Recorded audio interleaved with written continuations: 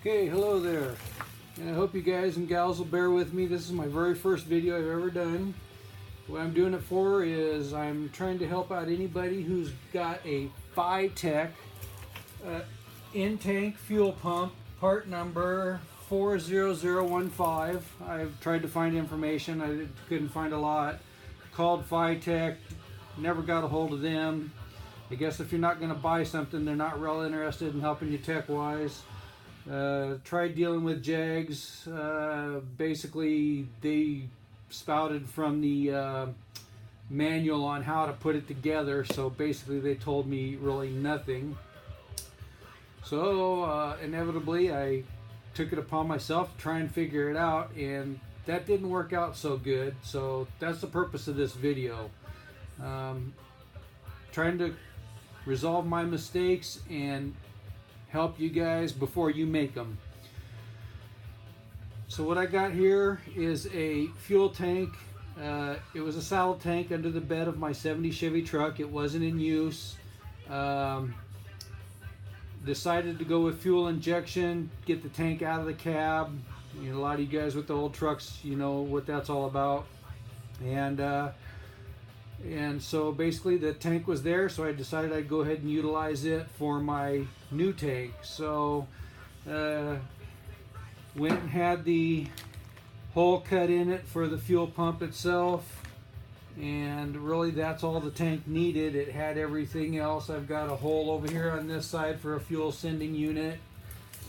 I had to modify the inlet here. It had some dorky looking thing that looks like it came off of a lawnmower, so we did away with that and welded a new bung in here and put a 2-inch hose on it, throwing a new cap in it.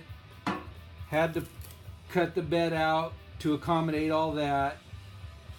So anyway, that's where I'm at, and went to install the fuel pump, and they call for 1/8 of an inch clearance from the filter to the bottom of the tank.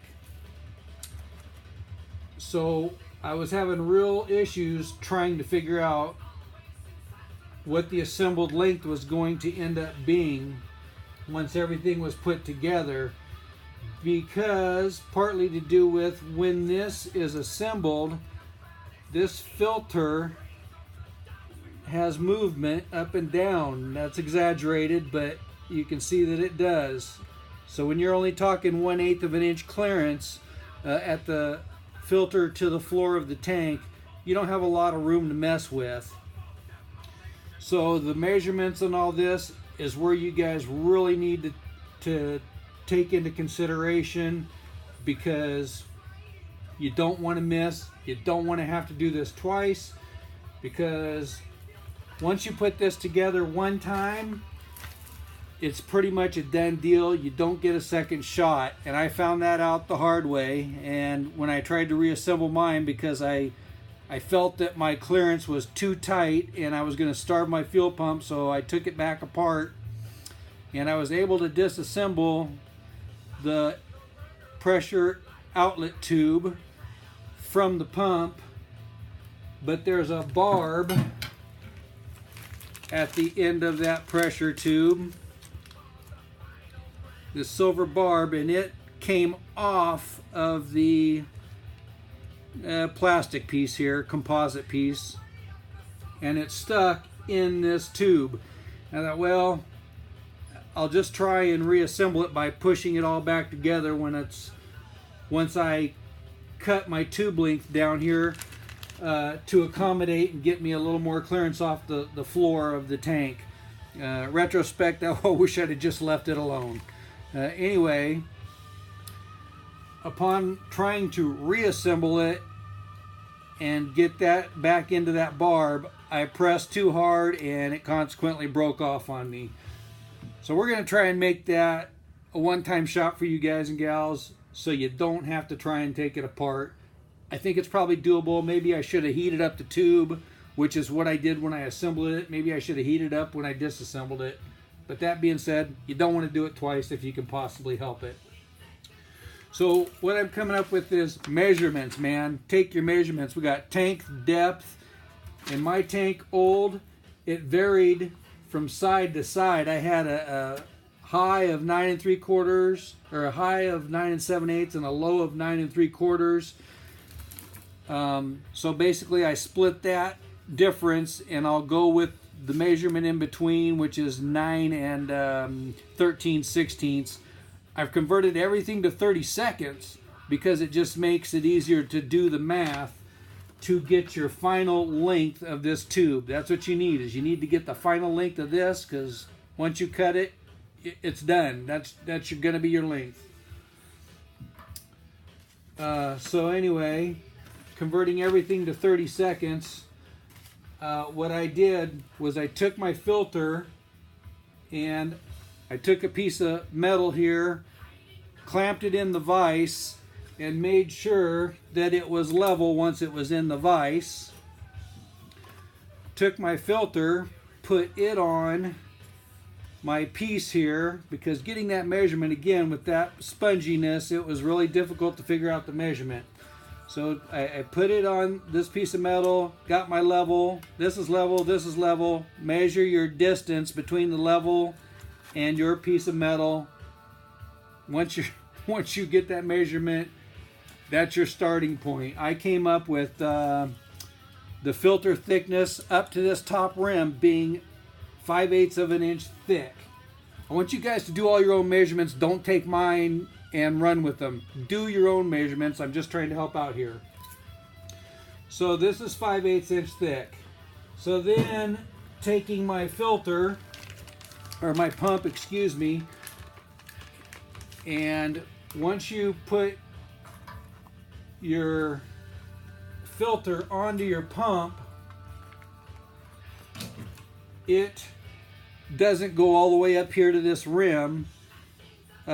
So what you need to do is get it assembled now, push it on there, make sure it's on there real good, and then take your tape measure and come to your inside that you already measured to, because you know that distance.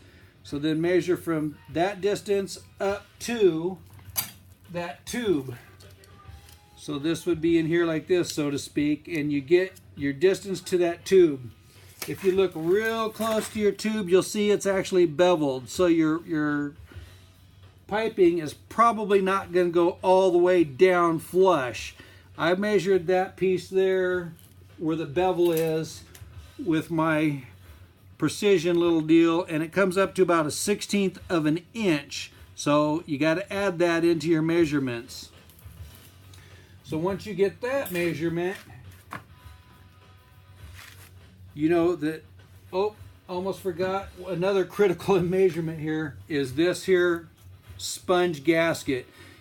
When it comes out of the box, it's relatively thick, but you know once you put it on your tank and bolt it all into place, it's going to compress.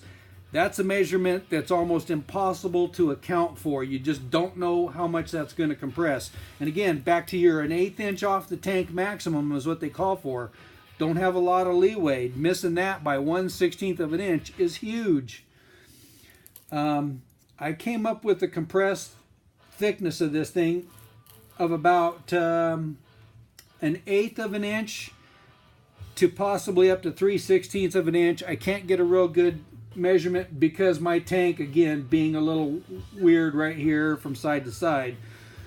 So being that my tank is a little off and I've decided to split that distance, I'm going to go ahead and run with the fact that I'm going to say that this gasket thickness is 1/8 of an inch. I'm going to run it so I'm going to measure it as 1/8 of an inch.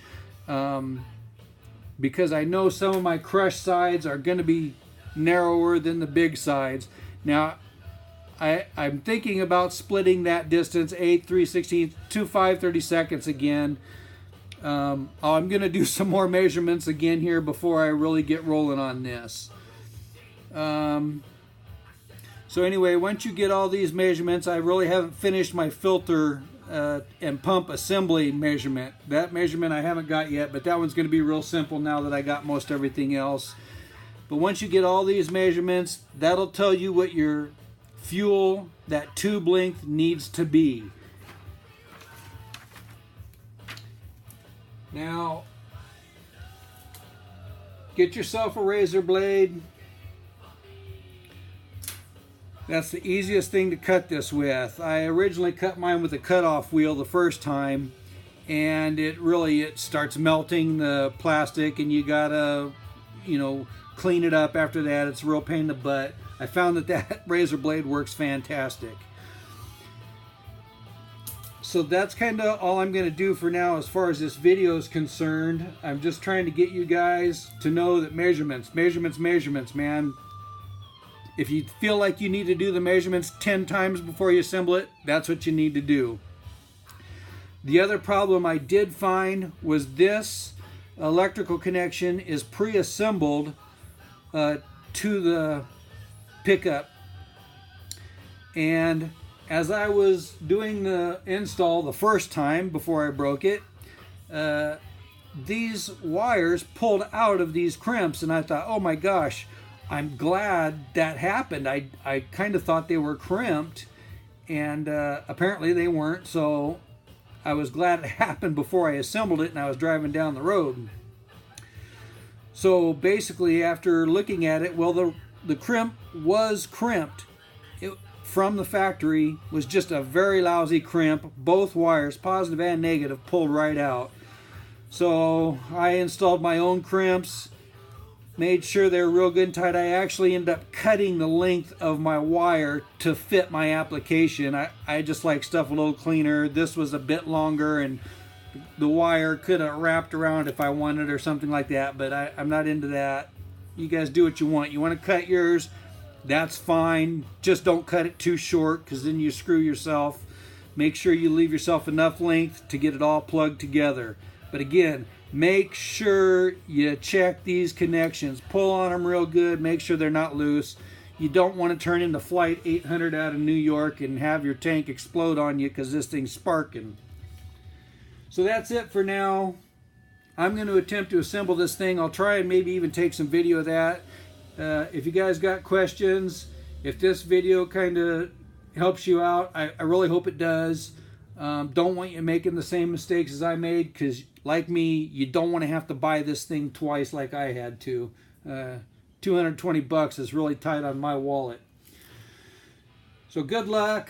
I'll keep an eye on any kind of replies to the responses that I get. If there's enough and enough questions, I'm going to go ahead and try and video me assembling this thing, and I will post that if I feel that it's warranted.